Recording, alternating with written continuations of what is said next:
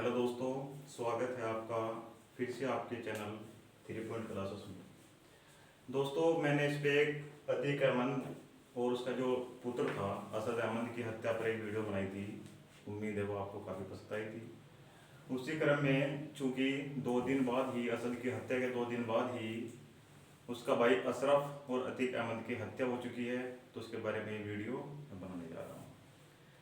देखो दोस्तों, शुरुआत होती है 1989 से, जब अतीक अहमद की उम्र महज 17 साल थी। 17 साल की उम्र में अतीक अहमद अपना पहला हत्या करता है और उसके बाद वो चांद बाबा के साथ मिलकर चांद बाबा की भी हत्या कर देता है। चांद बाबा आतंक का दूसरा नाम था प्रयागराज पे। और उसके बाद चांद बाबा जो है प्रयागराज का विधायक बनना चाहता था। इन दोनों में इस बात को लेकर के आपस में तनातनी हो गई।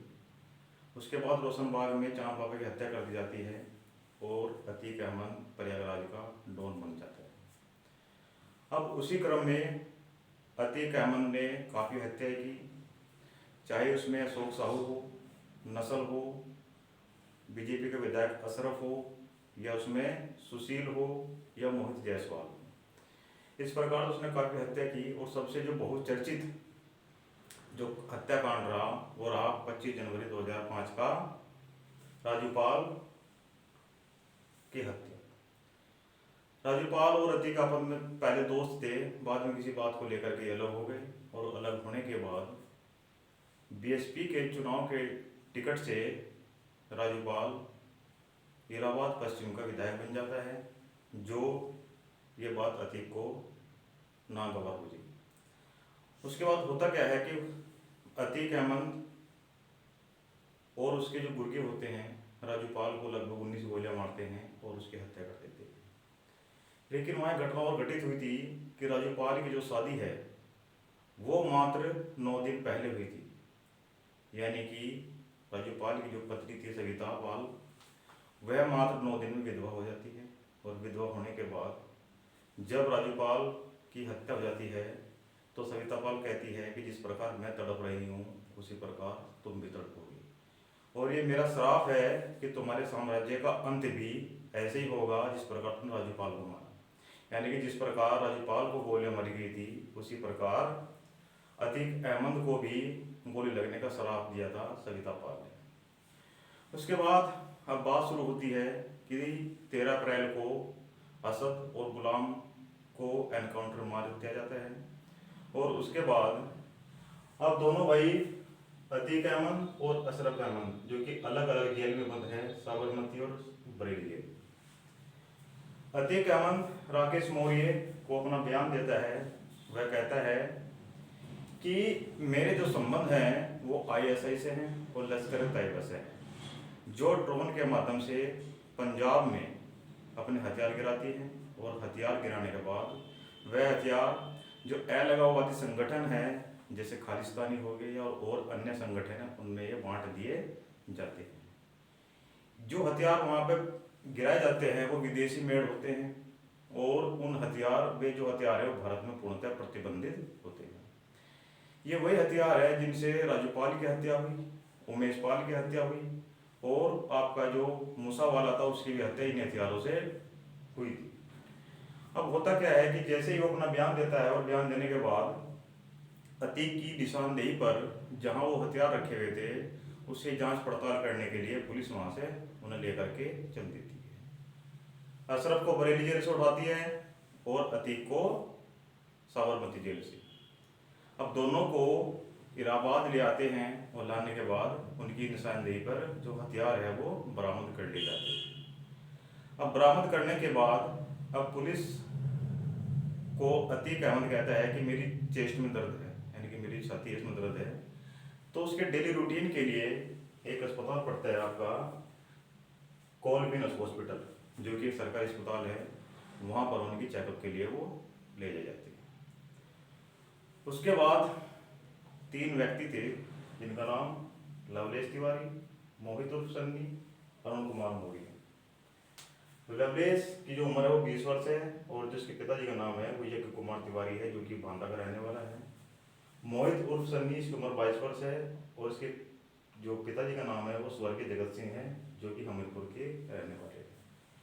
अरुण कुमार मौर्य, इसकी उम्र महज 18 वर्ष है और इसके माता पिता का नाम नहीं पता है, क्योंकि इनकी काफ़ी दिन पहले मृत्यु हो चुकी है और ये कासगंज के रहने वाले हैं।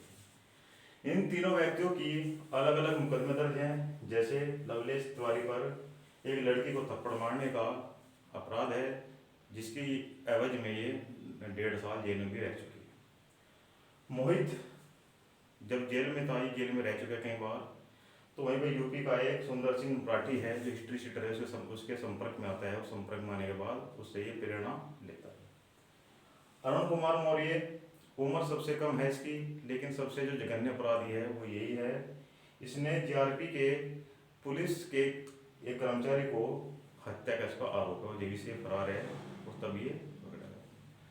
तो ये तीनों व्यक्ति 3 दिन से लगातार रेकी कर रहे थे कि किस प्रकार इन दोनों को मारा जाए, और मारने के बाद जिस प्रकार अतीक अहमद और अशरफ अहमद का जो नाम है, उसी प्रकार हमारा भी नाम उनकी तरह प्रसिद्ध हो। तो उसी क्रम में ये लगातार 3 दिन से रेकी कर रहे थे, और रेकी करने पर अब इन्हें मौका मिल जाता, अभी इनके दिमाग में आता है कि जो अपराधी के सबसे नज़दीक होता है या तो पुलिस वाले होते हैं या मीडिया वाले।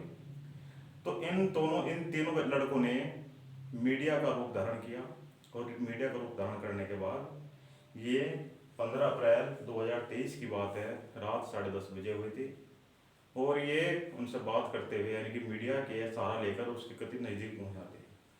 और नज़दीक पहुंचने पर इनमें से एक हत्यारा अपनी पिस्टल निकालता है और अतीक की बाईं खोपड़ी पर रखकर गोली चला देता है। जो पिस्टल है उसका नाम जिगाना है, जो तुर्की मेड है, यानी कि तुर्की में बनती है, और उसमें एक बार में 15 गोलियां लोड हो सकती हैं। उसकी जो कीमत है वो 7 से 10 लाख रुपए बताई जाती है, और भारत में वह प्रतिबंधित है।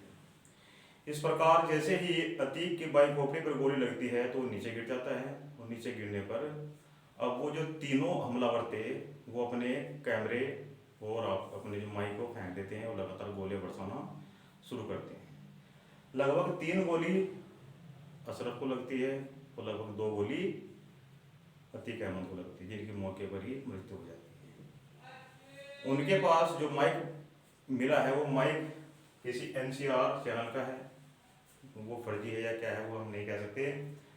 तो इस प्रकार से इन दोनों की हत्या हो जाती है, और ये तीनों जो लड़के हैं वो भागने में असमर्थ रहते हैं, और ये अपने हाथ खड़े करके सरेंडर करके चिल्लाते हैं। अब ये कहा जाता है कि अशरफ ने कोई पत्र भी लिखा था जो वो मुख्यमंत्री को, सीजीआई को और अन्य संगठनों को भेजने वाला था। जैसे उसके बारे में हमें जानकारी मिलेगी तो उसके बारे में एक वीडियो बनाई जाएगी। उम्मीद है कि वीडियो भी आपको पसंद आएगी, और हमारा जो चैनल है 3 पॉइंट क्लासेस, आप इसको भरपूर सहयोग दें, सब्सक्राइब करें, लाइक करें, कमेंट करें।